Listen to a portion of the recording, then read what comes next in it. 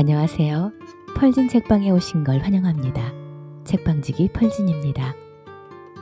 오늘은 음유 시인이면서 작가 류시아 선생님의 새는 날아가면서 뒤돌아보지 않는다를 가지고 왔습니다. 류시아 작가님의 새는 날아가면서 뒤돌아보지 않는다는 삶에 대한 묵직한 질문을 던져주는 명상집 같은 책인데요. 50여 편의 글이 길 위에서 쓰여졌습니다. 여행하면서 만난 자연과 사람들 가운데서 그는 스스로에게 묻고 답하고 우리는 그가 던진 질문과 답을 통해서 또 배우게 되는 것 같습니다. 좋은 글이 있어서 인용하고 시작하겠습니다. 나무에 앉은 새는 가지가 부러질까 두려워하지 않는다. 새는 나무가 아니라 자신의 날개를 믿기 때문이다. 새는 자유를 위해 나는 것이 아니라 나는 것 자체가 자유이다 라고 말합니다. 우리도 다시 오지 않을 현재 이 순간을 사랑하기로 해요. 내려놓을수록 더 자유롭고 자유로울수록 더 높이 날 수 있지 않을까요? 제목이 너무 멋지지 않나요? 새는 날아가면서 뒤돌아보지 않는다. 우리 독자님들도 뒤돌아보지 말고 책을 통해서라도 창공을 한번 훨훨 날아가 보는 건 어떨까요? 자, 그럼 책 속으로 들어가 보시겠습니다. 새는 날아가면서 뒤돌아보지 않는다. 류시아, 출판사 더숲. 쾌렌시아, 자아 회복의 장소를 찾아서. 투우장 한쪽에는 소가 안전하다고 느끼는, 사람들에게는 보이지 않는 구역이 있다. 투우사와 싸우다가 지친 소는 자신이 정한 그 장소로 가서 숨을 고르며 힘을 모은다. 기운을 되찾아 계속 싸우기 위해서다. 그곳에 있으면 소는 더 이상 두렵지 않다. 소만 아는 그 자리를 스페인어로 쾌렌시아라고 부른다. 피난처, 안식처라는 뜻이다. 쾌렌시아는 회복의 장소이다. 세상의 위험으로부터 자신이 안전하다고 느끼는 곳, 힘들고 지쳐있을 때 기운을 얻는 곳, 본연의 자기 자신에 가장 가까워지는 곳이다. 사냥이나 술록이 두려움 없이 풀을 뜯는 비밀의 장소, 독수리가 마음 놓고 둥지를 트는 거처, 곤충이 비를 피하는 나뭇잎 뒷면, 땅 두더지가 숨는 구리 모두 그곳이다. 안전하고 평화로운 나만의 작은 영역. 명상에서는 이 쾌렌시아를 인간 내면에 있는 성소에 비유한다. 명상 역시 자기 안에서 쾌렌시아를 발견하려는 시도이다. 전에 공동체 생활을 할 때 날마다 10명이 넘는 방문객이 찾아왔다. 지방에서 온 이들은 며칠씩 묵어가기도 했다. 살아온 환경과 개성이 다른 사람들로 항상 북적였다. 다행히 집 뒤쪽 외부인의 출입이 차단된 작은 방이 내게 중요한 휴식처가 되어주었다. 그곳은 오로지 나만을 위한 공간, 나만의 쾌렌시아였다. 한두 시간 그 방에 앉아있는 것만으로도 사람들을 다시 만날 기운이 생겼다. 그 비밀의 방이 없었다면 심신이 고갈되고 사람들에게 치였을 것이다. 내가 만난 영적 스승들이나 명상교사들도 매일 수많은 사람들과 수행자들을 만나지만 수시로 자기만의 장소에 머물며 새로운 기운을 얻고 그럼으로써 더 많은 이들에게 가르침을 펼 수 있었다. 그렇지 않으면 영혼의 샘이 바닥난다. 내 삶에 힘든 순간들이 있었다. 그 순간들을 피해 호흡을 고르지 않으면 극단적인 선택을 하거나 부정적인 감정들로 마음이 피폐해질 수 있었다. 그럴 때마다 여행은 나만의 쾌렌시아였다. 여행지에 도착하는 순간 문제들을 내려놓고 온전히 나 자신이 되었으며 마음의 평화를 되찾았다. 그러고 나면 얼마 후 새로운 의욕을 가지고 다시 삶 속으로 뛰어들 수 있었다. 동물들은 본능적으로 쾌렌시아를 한다. 뱀과 개구리는 체온으로 동면의 시기를 정확히 알며 제주 왕나비와 두루미도 매년 이동할 때가 되면 어디로 날아가 휴식할지를 한다. 그것은 존재계가 생명을 지속하기 위한 본능적인 부름이다. 그 휴식이 없으면 생명활동의 원천이 바닥난다. 인간 역시 언제 일을 내려놓고 쉬어야 하는지 안다. 우리가 귀를 기울이면 몸이 우리에게 말해준다. 쾌렌시아가 필요한 순간임을. 나 자신으로 통하는 본연의 자리. 세상과 마주할 힘을 얻을 장소가 필요하다는 것을. 장소만이 아니다. 결 좋은 목재를 구해다 책상이나 책꽂이 만드는 일에 집중하고 있으면 번뇌가 사라지고 새 기운이 솟는다. 그 자체로 자기 정화의 시간이다. 좋아하는 공간, 가슴 뛰는 일을 하는 시간, 사랑하는 이와의 만남. 이 모두가 우리 삶의 쾌렌시아 역할을 한다. 소음으로 벗어난 곳에서의 명상과 피정, 기도와 묵상의 시간, 하루 일과를 마치고 평화로운 음악이나 풀벌레 소리에 귀 기울이는 밤, 내면 세계의 안식처를 발견하는 그 시간들이 모두 쾌렌시아이다. 막힌 숨을 트이게 하는 그런 순간들이 없으면 생의 에너지가 메마르고 생각이 거칠어진다. 투우장의 쾌렌시아는 처음부터 정해져 있는 것이 아니다. 투우가 진행되는 동안 소는 어디가 자신에게 가장 안전한 장소이며 숨을 고를 수 있는 자리인지를 살핀다. 그리고는 그 장소를 자신의 쾌렌시아로 삼는다. 투우사는 소와의 싸움에서 이기려면 그 장소를 알아내어 소가 그곳으로 가지 못하게 막아야 한다. 투우를 이해하기 위해 수백 번 넘게 투우장을 드나든 해밍웨이는 퀴렌시아에 있을 때 소는 말할 수 없이 강해져서 쓰러뜨리는 것이 불가능하다라고 썼다. 삶은 자주 위협적이고 도전적이어서 우리의 통제 능력을 벗어난 상황들이 펼쳐진다. 그때 우리는 구석에 몰린 소처럼 두렵고 무력해진다. 그럴 때마다 자신만의 영역으로 물러나 호흡을 고르고 마음을 추스리고 살아갈 힘을 회복하는 것이 필요하다. 숨을 고르는 일은 곧 마음을 고르는 일이다. 히말라야 트레킹, 고산 부족과의 생활, 나를 가족처럼 보살펴준 오지마을 사람들, 겐지스 강의 작은 배 위에 누워 무념무상하게 바라보던 파란 하늘, 앞니가 4개나 부러진 탁발승과 사과를 깨물어 먹을 수 있는가 시험하며 천진난만하게 웃던 일들. 이런 쉼의 순간들이 없었다면 나 역시 건강한 삶을 유지하기 어려웠을 것이다. 누군가 말했듯이 인생은 쉼표 없는 악보와 같기 때문에 연주자가 필요할 때마다 스스로 쉼표를 매겨가며 연주해야만 한다. 가장 진실한 자기 자신이 될 수 있는 곳, 그곳이 바로 쾌렌시아이다. 나아가 언제 어디서나 진실한 자신이 될 수 있다면, 싸움을 멈추고 평화로움 안에 머물 수 있다면 이 세상 모든 곳이 쾌렌시아가 될 수 있다. 신은 본래 이 세상을 그런 장소로 창조했다.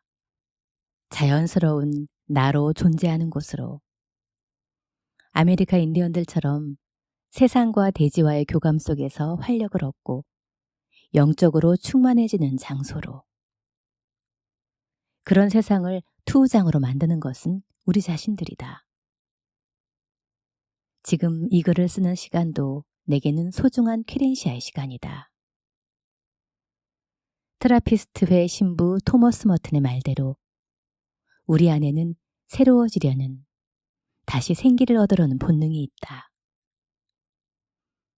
자신의 삶을 변화시키는 힘을 자기 안에서 깨우려는 의지가. 우리는 본능적으로 자아 회복의 장소를 찾고 있으며 삶에 매몰되어 가기만 하는 것이 아니라 스스로 치유하고 온전해지려는 의지를 가지고 있다. 당신에게 퀴렌시아 시간은 언제인가? 일요일마다 하는 산행, 바닷가에서 감상하는 일몰, 낯선 장소로의 여행, 새로운 풍경과 사람들과의 만남, 혹은 음악이든 그림이든 책 한 권의 여유든 주기적으로 나를 쉬게 하고 기쁘게 하고 삶의 의지와 꿈을 되찾게 하는 일들 모두가 퀴렌시아가 될 수 있다. 좋은 시와 글을 종이에 베껴 적거나 소리내어 읽는 것 같은 소소한 일도 그런 역할을 한다. 긴 여행이 불가능할 때 나는 이틀 정도 시간을 내어 제주도의 오름을 오르거나 사려니 숲을 걷는다. 그곳에서 흙과 햇빛과 바람, 성스러운 기운들과 일체가 된다. 그때 발걸음이 곧 날개가 된다. 자연과 연결되는 장소, 대지와 하나 되는 시간만큼 우리를 회복시켜주는 것은 없다. 그때 우리는 인도의 오래된 경전 아슈타 바크라기타의 말을 이해하게 된다. 삶의 파도들이 일어나고 가라앉게 두라. 너는 잃을 것도 얻을 것도 없다. 너는 바다 그 자체의 힘으로. 삶에서 소중한 것을 잃었을 때, 매일매일이 단조로워 주위 세계가 무채색으로 보일 때, 사랑하는 사람으로부터 상처받아 심장이 무너질 때, 혹은 정신이 고갈되어 자신이 누구인지 잊어버렸을 때, 그때가 바로 자신의 퀴렌시아를 찾아야 할 때이다. 그곳에서 누구로부터도 어떤 계산으로부터도 방해받지 않는 혼자만의 시간, 자유 영혼의 순간을 가져야 한다. 그것이 건강한 자아를 회복하는 길이다. 나의 퀴렌시아는 어디인가? 가장 나 자신답고 온전히 나 자신일 수 있는 곳은 너무 멀리 가기 전에 자기 자신에게 돌아와야 한다. 나의 퀴렌시아를 갖는 일이 곧 나를 지키고 삶을 사랑하는 길이다. 새는 날아가면서 뒤돌아보지 않는다. 내려놓은 후의 자유. 자유로운 새가 있었다. 다른 새들과 마찬가지로 하늘을 날고 열매를 따먹고 맑은 목청을 자랑했다. 그런데 그 새에게는 한 가지 습관이 있었다. 자신에게 어떤 일이 일어날 때마다 그것이 좋은 일이든 나쁜 일이든 작은 돌 하나씩을 모았다. 그리고 자신이 모은 돌들을 분류하면서 즐거운 일이 떠오르면 웃고 슬픈 일이 떠오르면 울었다. 새는 언제나 그 돌들을 가지고 다녔다. 그 돌들을 결코 잊은 적이 없었다. 세월이 흐르면서 새는 더 많은 돌들을 갖게 되었고 늘 그런 식으로 과거의 일들을 떠올리며 돌들을 분류했다. 마침내 돌들이 무거워져서 새는 하늘을 나는 것이 점점 힘들어졌으며 어느 날은 더 이상 날 수가 없게 되었다. 몇 년 전까지만 해도 하늘 높이 날던 새는 이제 땅 위를 걸음 걸을 수조차 없게 되었다. 혼자서는 한 걸음도 움직이기 힘들었다. 열매를 따먹을 수도 없었다. 이따금 내리는 비에 겨우 목을 축일 뿐이었다. 하지만 새는 끝까지 견디며 자신의 소중한 돌들을 지켰다. 얼마 후 새는 굶주림과 목마름으로 숨졌다. 그 새를 떠올리게 하는 한 무더기의 쓸모없는 돌멩이들만 뒤에 남았다. 새는 날아가면서 뒤돌아보지 않는다. 뒤돌아보는 새는 죽은 새이다. 모든 과거는 좋은 일이든 나쁜 일이든 날개에 매단 돌과 같아서 지금 이 순간의 여행을 방해한다. 몇 해 전 네팔에서 히말라야 트레킹을 할 때 일이다. 포카라를 출발해 일주일 넘게 걸어 3,800m의 묵티나트로 가는 여정이었다. 사과 산지로 유명한 중간 지점의 좀손마을은 작은 공항에 있는 산악지대의 요충지라서 여행자가 많고 숙소도 다양했다. 우리 일행은 공항 부근의 작은 게스트하우스에 묵었는데 여주인이 볼에 밥풀이 붙은 욕심장이었다. 방은 지저분하고 음식도 열악했다. 나중에는 비싼 가격 때문에 실랑이를 벌여야 했다. 트레킹 코스의 숙소는 하룻밤 묵는 곳에 불과하기 때문에 우리는 아침 일찍 배낭을 메고 다시 출발했다. 다음 마을인 무스탕 왕국의 초입의 카그베니까지는 마른 강바닥을 따라 반나절 넘게 걸어야 했다. 얕은 물길도 통과하고 흔들다리도 건너고 목에 종을 매단 노새들의 행렬과도 마주치는 그 길은 멀리 안나푸르나, 다울라길이, 닐기르 등 신비롭게 솟은 히말라야 영봉들을 감상할 수 있는 아름다운 코스였다. 황량한 풍경 속에 노란 민들레와 청보리가 반갑게 나타나고 안을 기웃거리고 싶게 만드는 소박한 티베트 사원들도 있었다. 그런데 일행 중 한 명이 걷는 내내 좀솜 게스트하우스에서의 일을 우리에게 상기시켰다.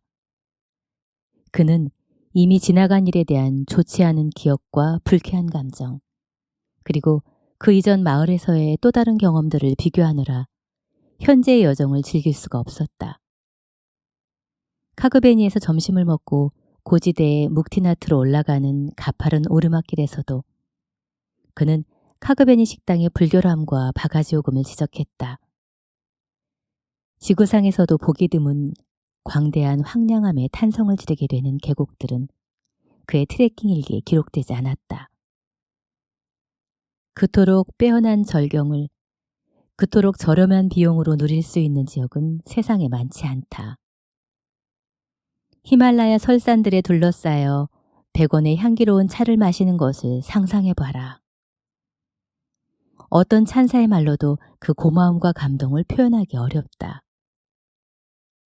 그런데 그의 트레킹은 무거운 배낭과 부정적인 기억들에 짓눌린 여정이었다. 그가 마음을 데리고 가는 것이 아니라 마음이 그를 끌고 가는 것이었다. 숨이 턱에 차는 가파른 길, 발바닥의 물집, 불편한 게스트하우스의 맛없는 음식의 경험 등을 다 포함하는 것이 트레킹이다. 좋은 것만 기대하면 트레킹은 불가능하다.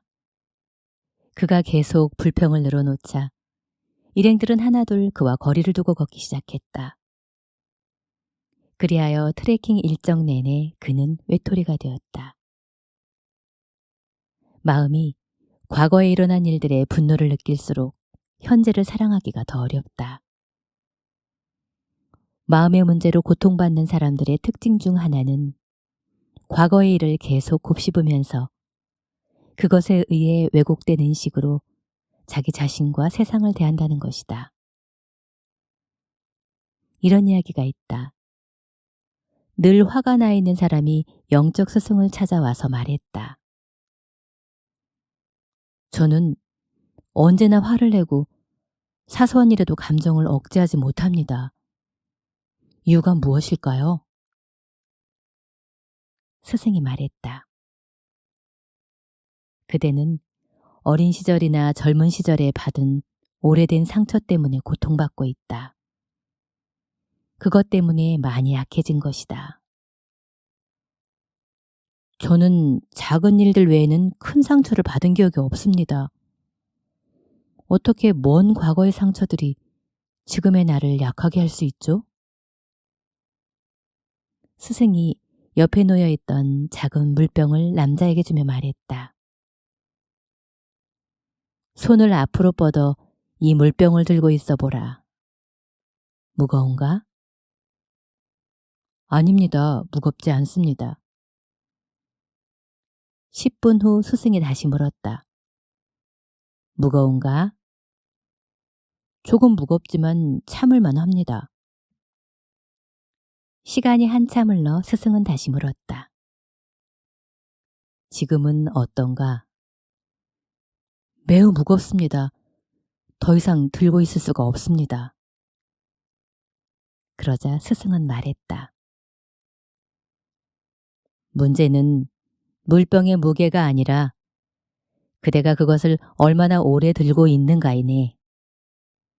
과거의 상처나 기억들을 내려놓아야 한다.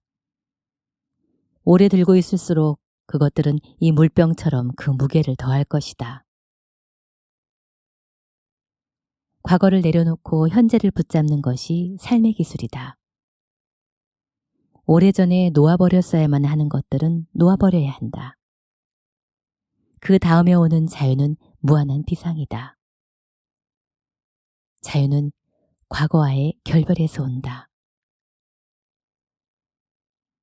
뉴욕 어느 서점에 유리에 붙어있던 작자미상의 글귀 하나가 내 마음에 오래도록 남아있다. 나무에 앉은 새는 가지가 부러질까 두려워하지 않는다. 새는 나무가 아니라 자신의 날개를 믿기 때문이다. 태풍이 휩쓸고 지나간 후에도 새가 노래할 수 있는 이유가 바로 그것이다. 어느 날 우리는 생명이 넘쳐나고 빛과 소리와 색이 가득한 이 행성에 여행을 온다. 언제 다시 떠나야 할지 알 수 없다.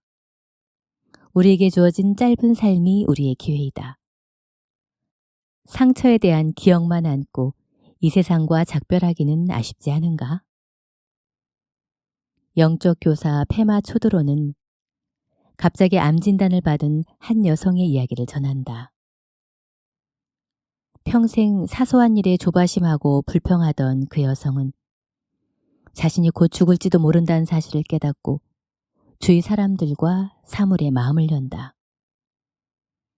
그동안 거들떠보지도 않던 나무, 풀, 태양, 꽃, 새, 벌레들과 친해진다. 바람을 얼굴에 느끼고 온몸으로 비를 맞고 사람을 껴안고 강아지와 달리기를 한다. 자신이 처음으로 삶을 살고 있다고 느낀다.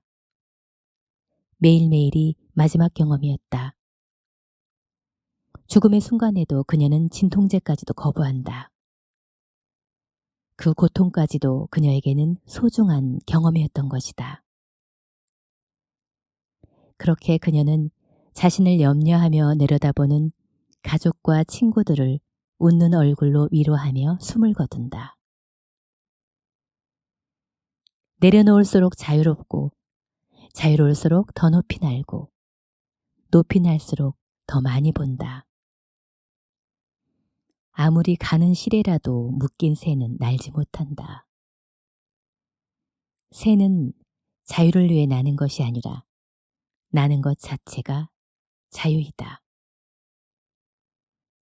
다시 오지 않을 현재의 순간을 사랑하고 과거 분류하기를 멈추는 것. 그것이 바람을 가르며 나는 새의 모습이다. 자신이 어디로 가고 있는지 몰라도 날개를 펼치고 있는 한 바람이 당신을 데려갈 것이다. 새는 날개깃에 닿는 그 바람을 좋아한다. 화가 나면 소리를 지르는 이유. 두 가슴의 거리. 어느 스승이 제자들과 함께 강에 목욕을 하러 갔다. 일행이 강으로 걸어갈 때 강둑에 있던 남자와 여자가 서로에게 화를 내며 소리를 지르기 시작했다. 여자가 목욕을 하다가 목걸이를 분실했는데 남자가 심하게 질책하자 언성이 높아진 것이다. 스승이 걸음을 멈추고 제자들을 돌아보며 물었다. 사람들은 화가 나면 왜 소리를 지르는가? 제자들은 잠시 생각에 잠겼다. 한 제자가 말했다. 평정심을 잃기 때문에 소리를 지르는 게 아닐까요? 또 다른 제자가 말했다. 분노에 사로잡혀 이성이 마비되기 때문이 아닐까요? 스승이 되물었다. 하지만 상대방이 바로 앞에 있는데 굳이 크게 소리를 질러야 할 이유는 무엇인가? 큰 소리로 말해야만 더 잘 알아듣는 것도 아니고 조용히 말해도 자신이 하고 싶은 말을 잘 전달할 수 있지 않은가? 그러면서 스승은 다시 물었다. 사람들은 왜 화가 나면 소리를 지르는가? 제자들은 각자 다양한 이유를 내놓았으나 어느 대답도 만족스럽지 못했다. 마침내 스승이 설명했다. 사람들은 화가 나면 서로의 가슴이 멀어졌다고 느낀다. 그래서 그 거리만큼 소리를 지르는 것이다. 소리를 질러야만 멀어진 상대방에게 자기 말이 가 닿는다고 여기는 것이다. 화가 많이 날수록 더 크게 소리를 지르는 이유도 그 때문이다. 소리를 지를수록 상대방은 더 화가 나고 그럴수록 둘의 가슴은 더 멀어진단다. 그래서 갈수록 목소리가 커지는 것이다. 스승은 처음보다 더 크게 소리를 지르며 싸우는 남녀를 가리키며 말했다. 계속해서 소리를 지르면 두 가슴은 아주 멀어져서 마침내는 서로에게 죽은 가슴이 된다. 죽은 가슴에겐 아무리 소리쳐도 전달되지 않는다. 그래서 더욱더 큰 소리로 말하게 되는 것이다. 스승은 이어서 말했다. 두 사람이 사랑에 빠지면 무슨 일이 일어나는가? 사랑을 하면 부드럽게 속삭인다. 두 가슴의 거리가 매우 가깝다고 느끼기 때문이지. 그래서 서로에게 큰 소리를 외칠 필요가 없는 것이다. 사랑이 깊어지면 두 가슴의 거리가 사라져서 아무 말이 필요 없는 순간이 온다. 두 영혼이 완전히 하나가 되기 때문이다. 그때는 서로를 바라보는 것만으로도 충분하다. 말 없이도 이해하는 것이다. 이것이 사람들이 화를 낼 때와 사랑할 때 일어나는 현상이다. 스승은 제자들을 돌아보며 말했다. 논쟁을 할 때 서로의 가슴이 멀어지게 하지 말아야 한다. 화가 난다고 소리를 질러 서로의 가슴을 밀어내서는 안 된다. 계속 소리를 지르면 그 거리를 회복할 수 없게 되고 마침내는 돌아갈 길을 찾지 못하게 된다. 영적 스승 메허바바가 들려주는 우화이다. 우리가 서로에게 화를 낼 때, 특히 연인이나 가족이나 부부 사이에 소리를 지를 때 어떤 일이 일어나는지 일깨우는 아름다운 가르침이다. 화가 나면 마음이 닫혀버리기 때문에 상대방이 멀게 느껴진다. 그것이 화의 작용이다. 반면에 사랑은 가슴의 문을 열어 멀리 있는 사람도 가깝게 느껴진다. 그것이 사랑의 작용이다. 갈등의 10%는 의견 차이에서 오며 나머지 90%는 적절치 못한 목소리와 억양에서 온다는 심리학의 통계가 있다. 목소리의 크기가 오름의 척도는 아니다. 소리를 지르는 관계는 가슴이 멀어진 관계이다. 그래서 자기 말이 들리게 하려고 더 크게 소리치는 것이다. 그리고 그렇게 함으로써 두 가슴은 더욱 멀어진다. 소리친 다음의 침묵은 가슴이 죽어버렸음을 알려주는 신호이다. 우리는 가까운 사람에게 더 자주 소리를 지른다.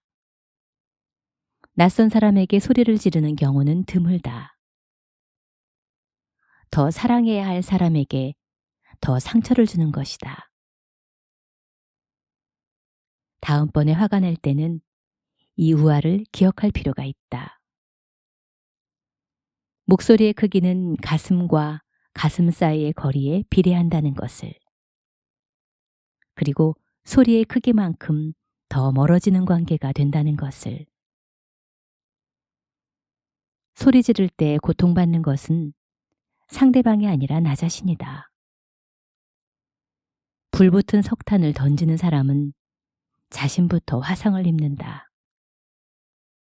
내가 사람들에게 화를 내면서 깨닫는 것은 그러한 행동이 나를 주위 세상으로부터 더 고립시킨다는 것이다.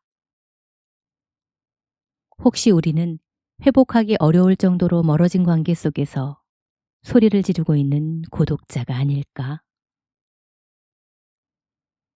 남태평양의 섬에 사는 어느 부족은 쓸모없는 나무를 제거해야 할 때면 온 부족들이 모여 그 나무를 향해 이렇게 소리를 지른다고 한다. 넌 필요 없는 나무야. 넌 아무 가치가 없어. 도끼나 톱으로 자르는 대신 그렇게 계속해서 큰 소리로 쓰러져라 쓰러져라 하고 외치면 얼마 안 가서 나무가 시들어 죽는다는 것이다. 화가 나서 지르는 소리는 거리를 멀어지게 할 뿐 아니라 서로의 영혼을 죽게 만든다. 상대방이 나에게 소리를 지른다면 그것은 나를 필요로 한다는 뜻이고 거리를 좁히고 싶다는 뜻이다. 다정한 관계를 묘사하는 단어 중에 첩첩남남이라는 말이 있다. 작은 목소리로 즐겁게 이야기를 주고받는 모양이나 남녀가 마음에 맞아 정답게 속삭이는 모습을 의미한다. 첩첩남남.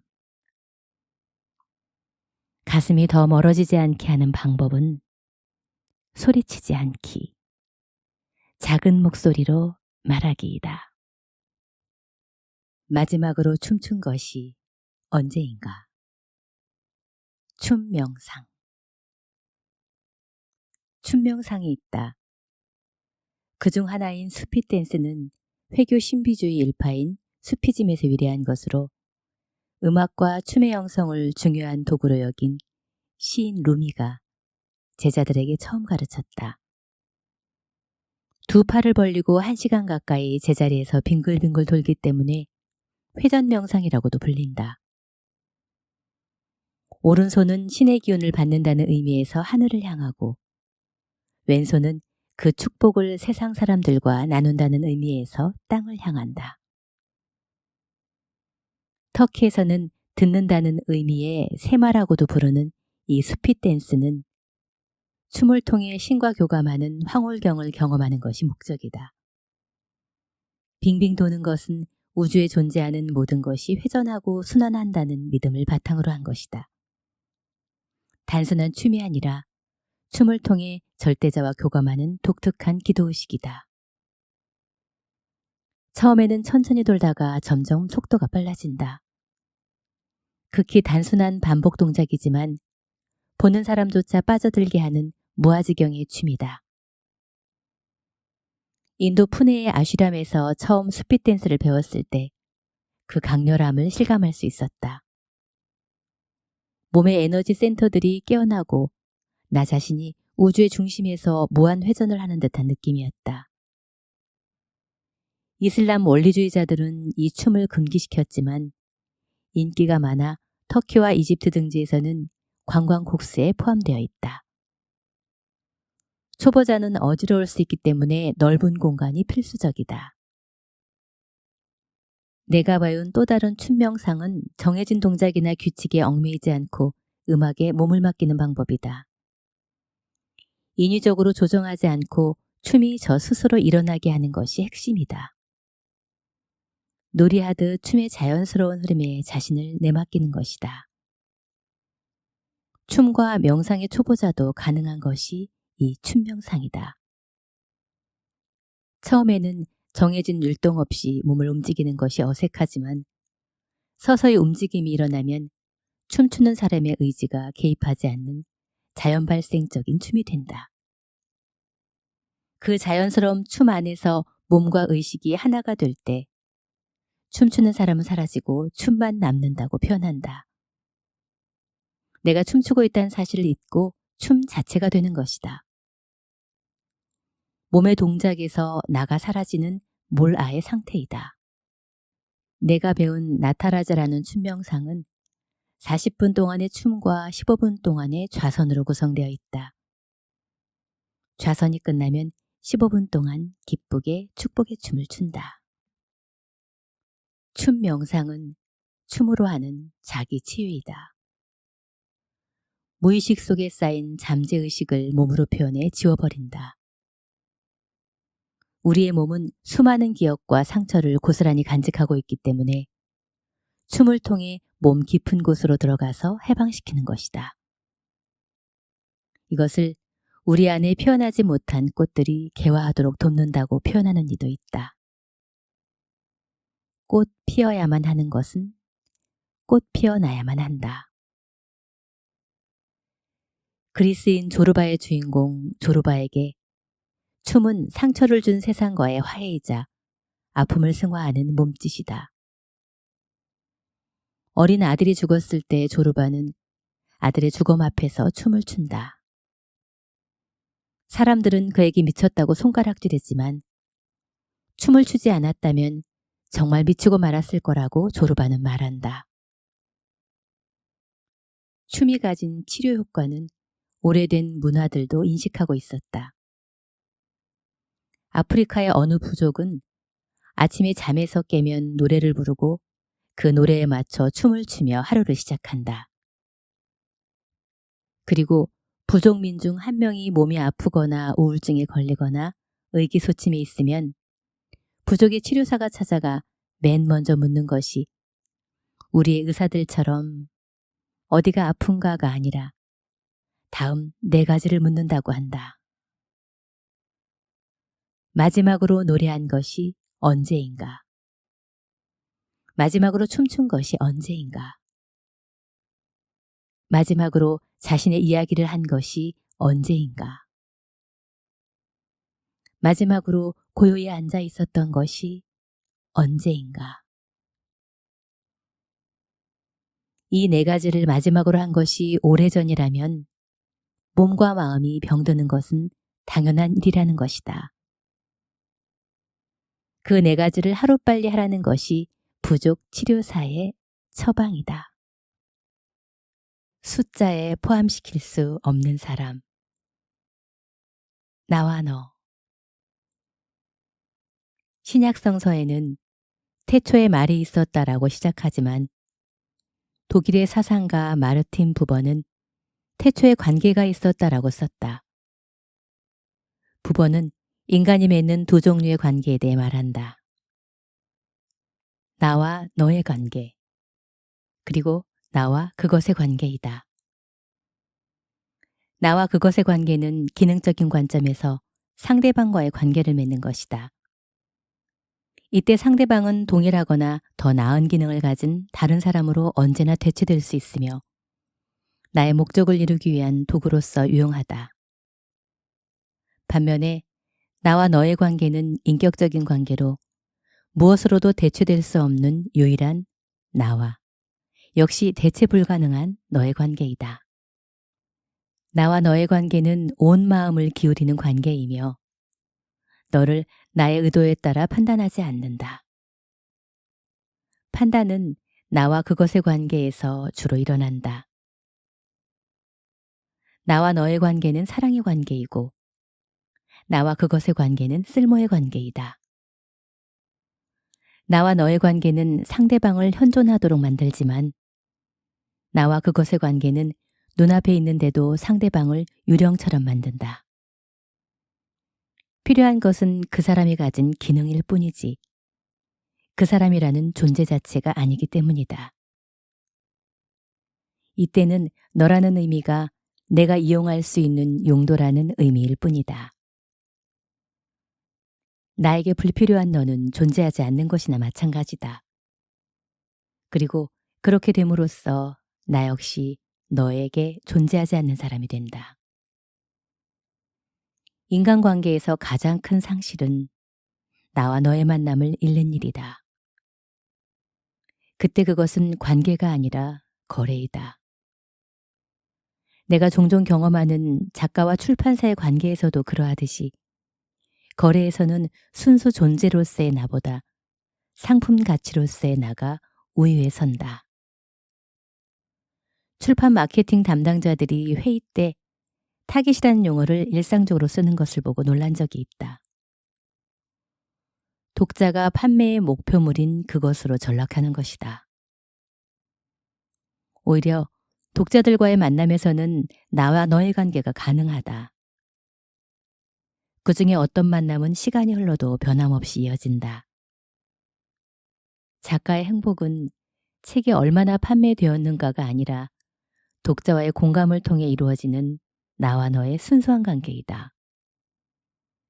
모든 관계의 불행과 갈등은 나와 너의 관계가 되지 못하고 나와 그것으로 됨으로써 온다고 부번은 지적한다. 용도와 기능이 존중받아도 존재가 무시되면 진정한 관계가 불가능하다. 오랜 기간 여행했기 때문에 인도와 네팔에서도 나를 알아보는 현지인들이 늘었다. 그들 중에는 나와 너의 관계가 이어지는 사람들이 있고, 아무리 여전히 많이 만나도 나와 그것의 관점으로 나를 대하는 이들이 있다. 어떤 게스트하우스는 10년을 가도 나는 요금을 올려받을 수 있는 투숙객일 뿐이며, 어떤 게스트하우스는 한두 해 만에 가족처럼 된다. 존재가 풍요로워지는 장소는 두말할 필요 없이 후자의 경우이다. 마르틴 부버는 만남은 결코 존재의 모자람 때문에 이루어지는 것이 아니고 오히려 만남이 존재를 발견하게 한다는 중요한 말을 했다. 만남을 통해 존재의 부족함을 채우는 것이 아니라 존재의 온전함을 발견하게 되는 것이다.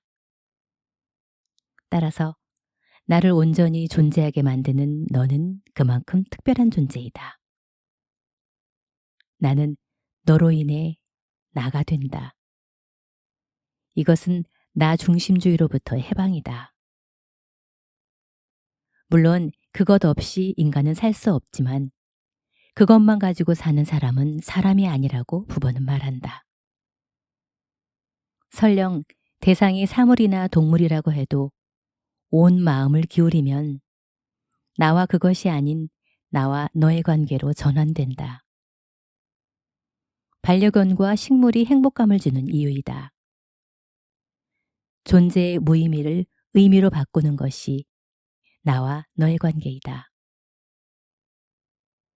참된 삶은 존재와 존재의 만남으로 이루어진다. 인간은 관계 속에서 진정한 자아를 발견하기도 한다. 나와 그것의 관계에서는 상대방뿐 아니라 나 자신도 도구화되며 나의 참다운 존재를 표현할 수가 없다. 따라서 참다운 나를 표현하기 위해서도 나와 너의 관계는 필수적이다. 인간은 목적이지 수단이 아니다. 관계의 목적은 관계 그 자체, 곧 나와 너의 만남이다. 사회적으로 성공한 삶이라 해도 나와 그것의 관계가 지배적인 사람은 행복으로부터 거리가 멀다.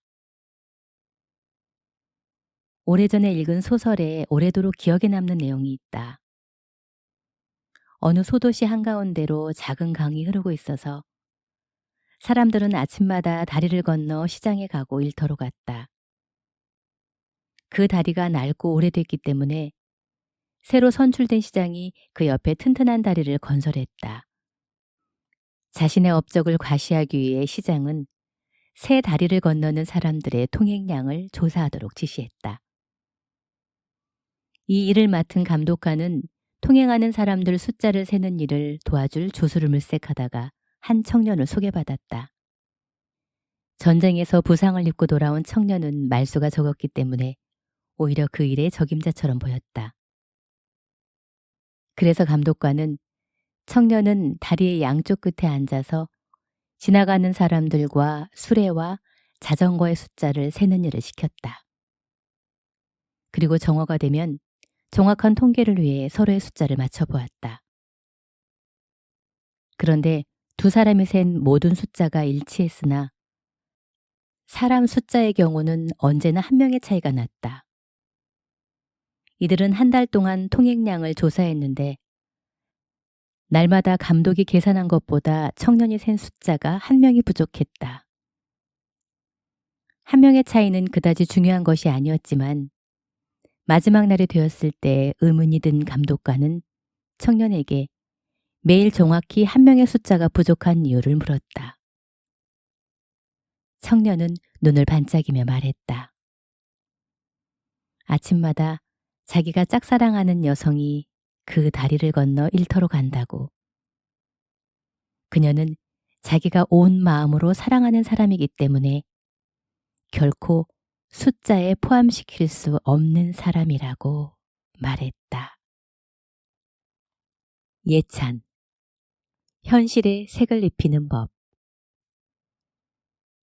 프랑스의 소설가이며 신미가인 미셸 트르니에는 산문집 예찬에서 볼바시옹이라는 단어를 소개한다. 그것은 고슴도치가 조금만 위험에 닥쳐도 몸을 둥글게 움츠리는 현상을 의미한다. 인간의 경우는 사람들과의 접촉을 거부하고 세상을 향해 마음을 닫는 반사적인 행동을 가리킨다. 고슴도치는 싸우지 않고 자기를 방어할 줄 알고 공격하지 않고도 상처를 입히는 법을 안다. 그것이 고슴도치식의 수동적인 방법인 볼바시옹이다. 한 남자를 본 적이 있다. 그는 내가 묵는 게스트하우스의 베란다에서 두 명의 한국인 여성에게 자신의 여행담을 들려주고 있었다. 그는 자신이 석 달째 인도를 여행 중이며 웬만한 도시와 장소들을 다 다녔다고 했다. 이제 막 미지의 나라에 도착한 두 여성은 기대와 두려움이 섞인 얼굴로 그의 설명에 귀를 기울였다. 남자는 자신이 여행한 모든 장소들에 대해 부정적이었다. 델리의 여인숙들은 투숙객들의 짐을 뒤지는 곳이며 타지마할은 사기꾼과 소매치기들 때문에 갈 곳이 못 되는 타락한 곳이며 콜가타는 매연으로 인해 걸어다닐 수도 없는 곳이었다. 라자스탄 지역은 맛없는 오믈렛, 약을 탄 음료수, 동양인 여성과 결혼하려고 접근하는 남자들 뿐이었다. 그리고 힌두교 성지 바라나시는 아이들까지 돈을 밝히는 매우 경계해야 할 장소였다. 그의 거듭되는 경계와 조심과 주의, 가지 말아야 할 곳과 하지 말아야 할 것 때문에 두 여성은 도착 첫날부터 인도에 여행 온 것을 후회하는 기색이 역력했다. 그의 말을 듣고 있자니 그가 석 달째 인도를 여행하고 있는 이유를 알 수가 없었다. 그가 마음에 들어 할 곳이 그의 침낭 속 말고 세상에 있기는 할까?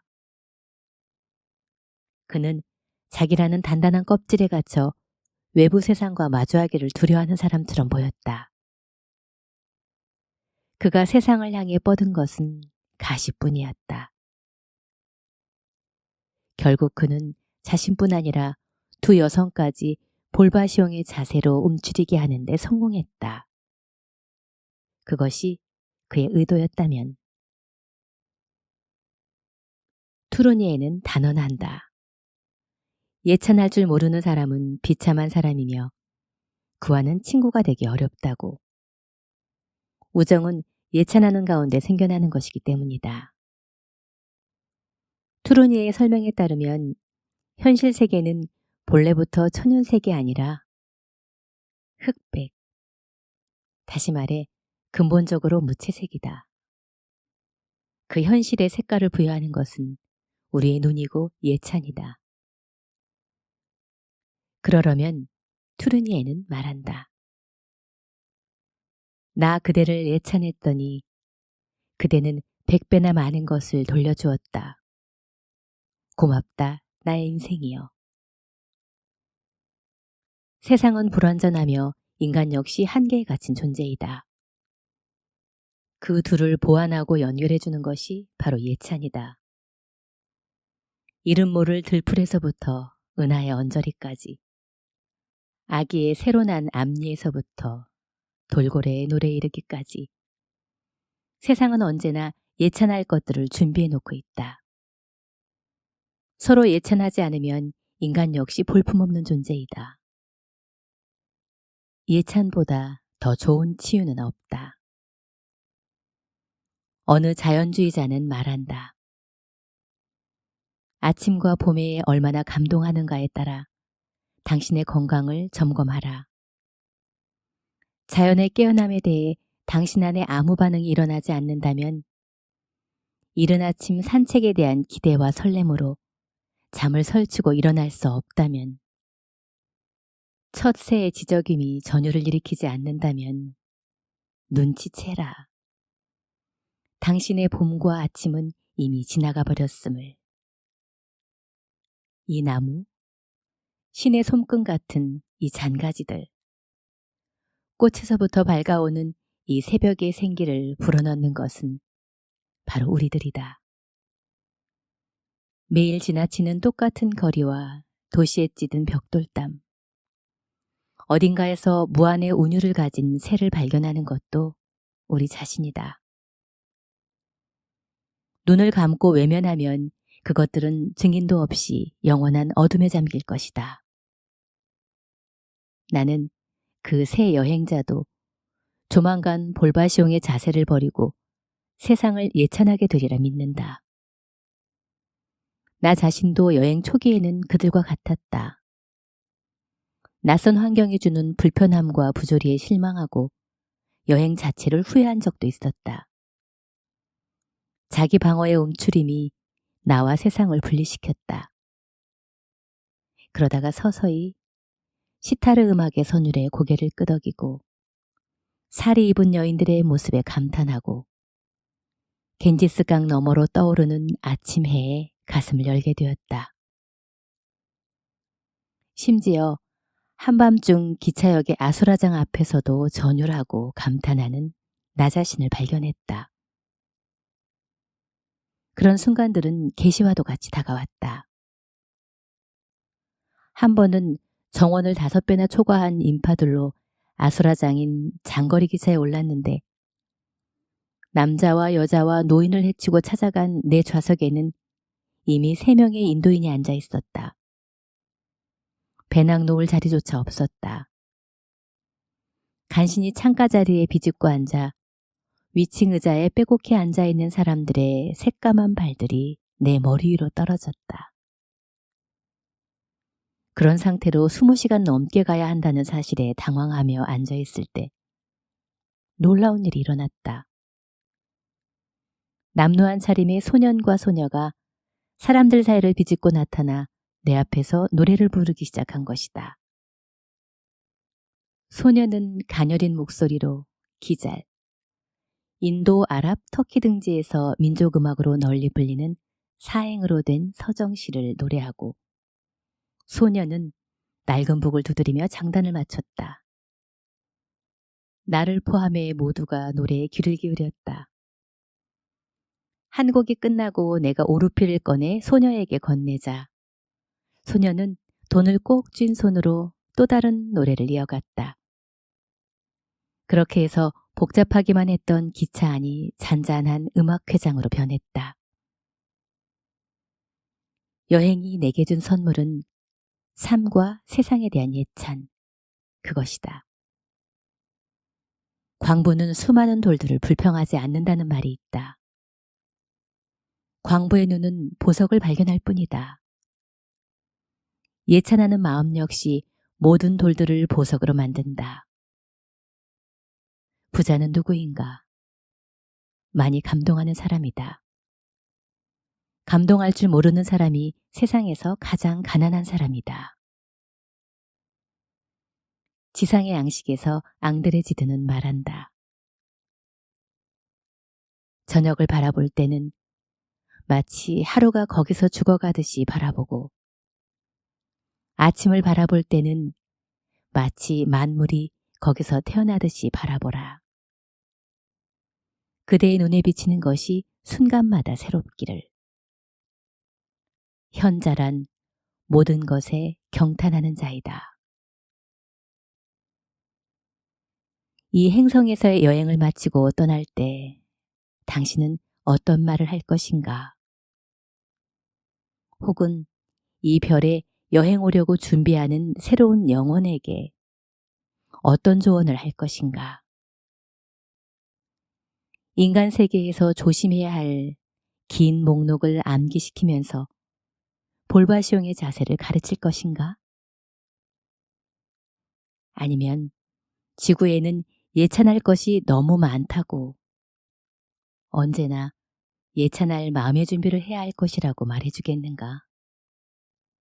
덜 움츠리고 덜 비난하고 더 많이 예찬하라고. 나의 노래는 잘못 산 인생은 없다. 아프리카 동부의 어느 부족은 아이의 생일을 정하는 그들만의 방식을 가지고 있다. 그들은 아이가 태어난 날이나 잉태된 날이 아니라 어머니의 마음속에 그 아이에 대한 생각이 맨 처음 떠오른 날을 생일로 정한다고 한다. 그날로부터 아이의 인생이 시작된다고 믿기 때문이다. 어머니의 자궁이 아니라 어머니의 마음속에 최초로 잉태된 날이 이 부족 사람들의 생일인 것이다. 아이에 대한 생각이 마음속에 자리 잡으면 부족의 여인은 마을을 벗어나 숲의 나무 아래 가서 앉는다.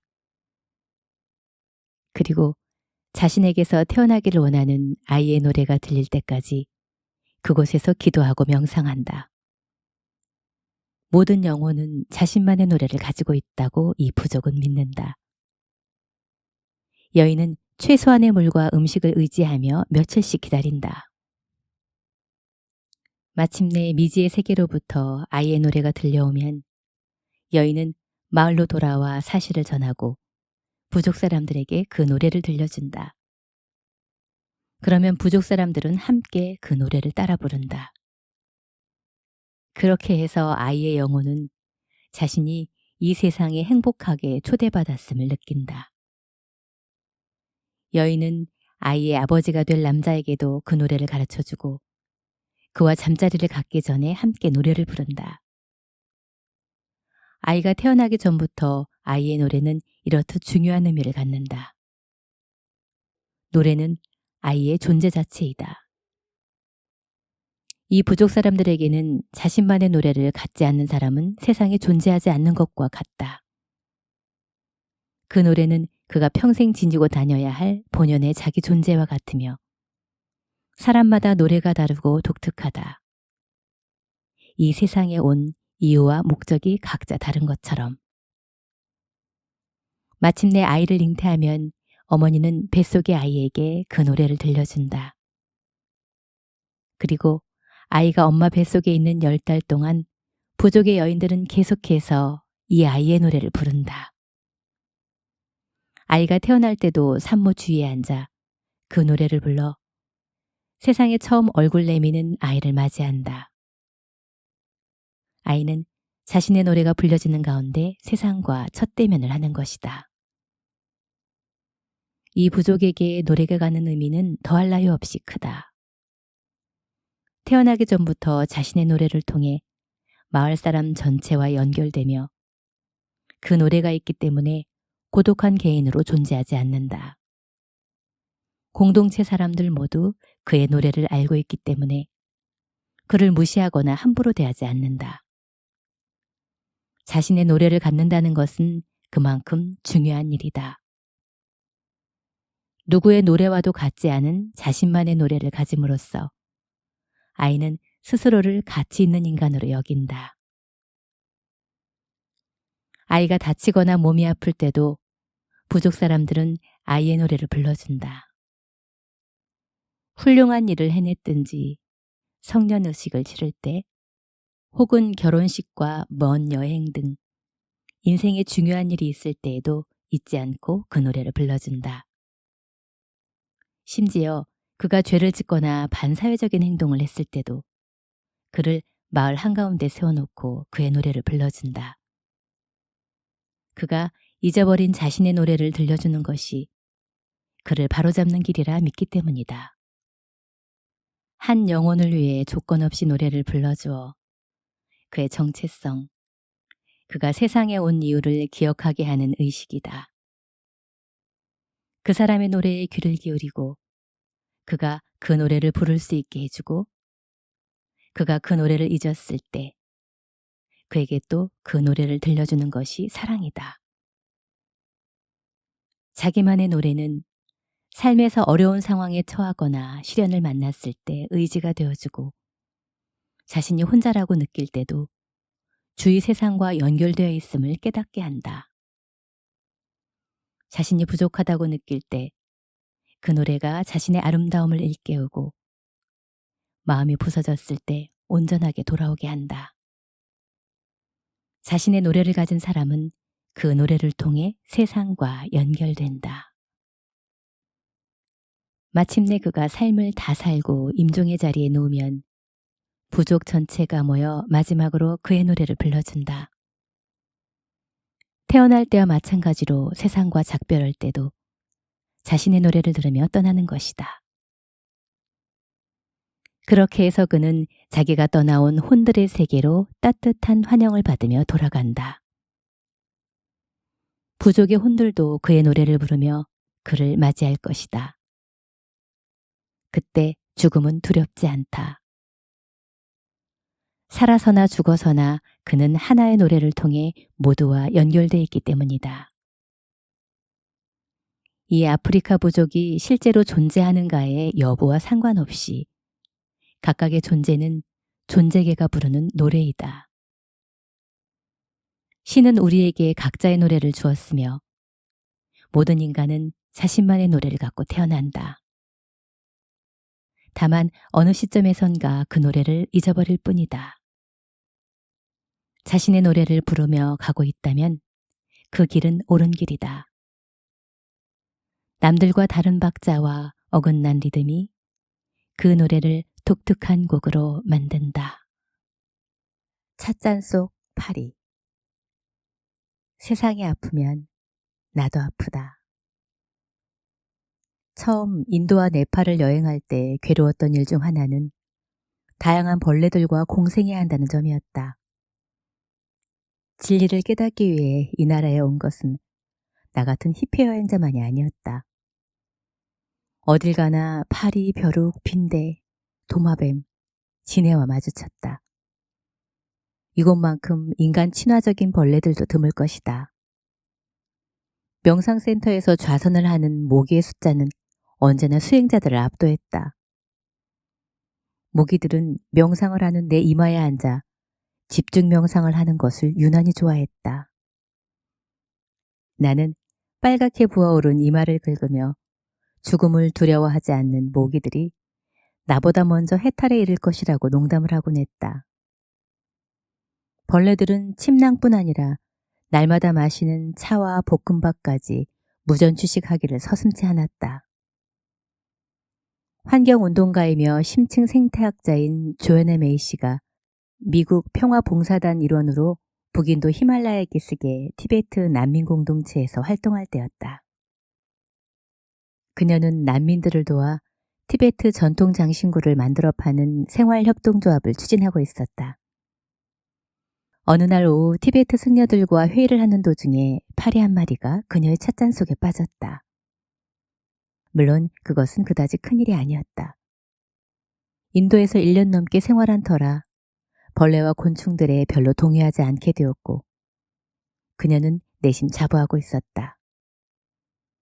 설탕통 속 개미들, 찬장 안에 거미, 심지어 아침이면 신발 속에 새끼 정갈이 앉아있기도 했다. 그럼에도 찻잔에 빠진 파리를 보자 그녀의 미간이 약간 찡그려졌다.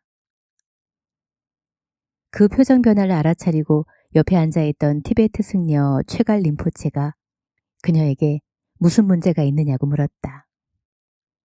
조에나는 아무 문제가 아니라는 걸 보이기 위해 가볍게 웃으며 단지 내 찻잔에 파리가 빠졌을 뿐이라고 말했다.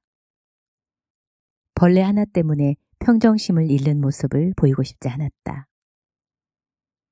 공경에 빠진 그녀를 동정하듯 최갈 림포체가 부드럽게 중얼거렸다. 오호, 찻잔에 파리가 빠졌군요. 그녀는 림포체를 안심시키기 위해 다시금 미소를 지으며 자신은 노 프라블럼이라고 강조했다. 어쨌든 그녀는 저개발 국가들을 두루 다닌 경험 많은 여행자였고 현대식 위생 개념에 집착하는 성격도 아니었다. 그녀는 재차 아무 문제 없어요. 건져내고 마시면 돼요. 하고 손짓으로 말했다. 의자에서 일어난 최갈 림포체는 앞으로 몸을 숙여 그녀의 찻잔에 손가락을 넣고 매우 조심스럽게 파리를 건져 밖으로 나갔다. 그리고 회의가 재개되었다. 조에나는 고산지대에서 생산한 양모로 전통 카페트 짜는 사업을 고위 승려들에게 납득시키는 데 열중했다. 그때 환한 얼굴로 최갈 림포체가 회의장으로 돌아왔다. 그는 기쁜 목소리로 그녀에게 속삭였다. 파리는 이제 아무 문제 없을 겁니다.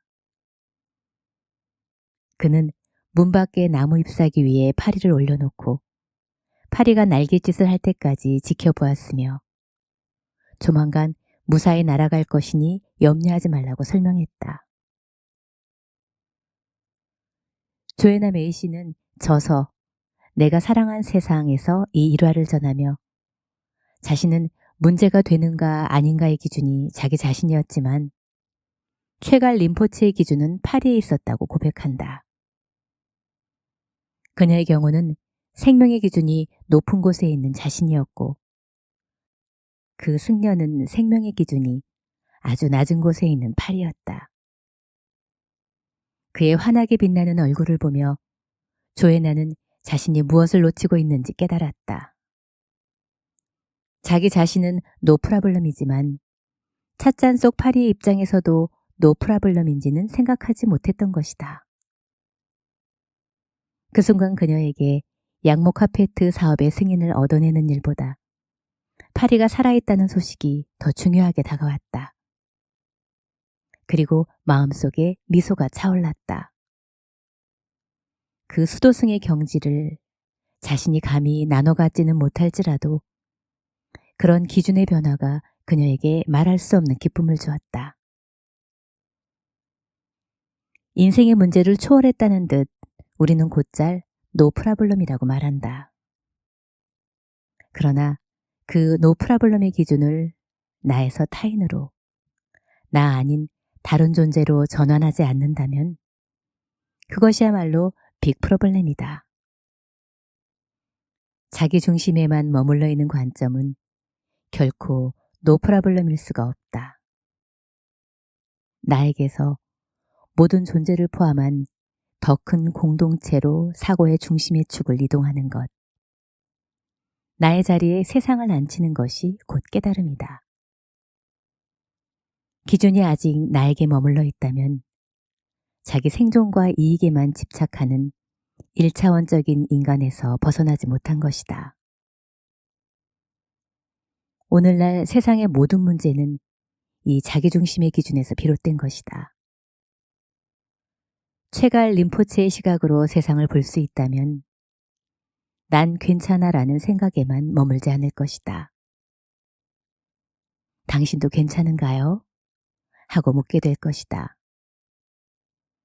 당신도 이 세상이 살만한가요? 당신도 행복한가요? 예를 들어 조애나 메이 씨는 우리가 공간 명상을 통해 범고래가 되어보면 멸종되어 가는 그 존재의 처지에 공감할 수 있다고 말한다. 그녀는 그것을 사고의 대전환이라고 부른다. 다른 사람의 아픔에 함께 아파하는 것보다 더 높은 성품은 없다고 붓다는 말했다. 영성은 내가 모든 존재와 연결되어 있음을 깨닫는 일이며 나 자신 못지않게 다른 존재들의 소중함을 인식하는 일이다. 타인에게 문제가 있으면 나 자신에게도 문제가 발생한다는 것을 아는 일이다. 세상이 아프면 나도 아플 수밖에 없다. 그런 가르침이 조애나 메이 씨를 세계적인 생태 철학자로 변화시켰다.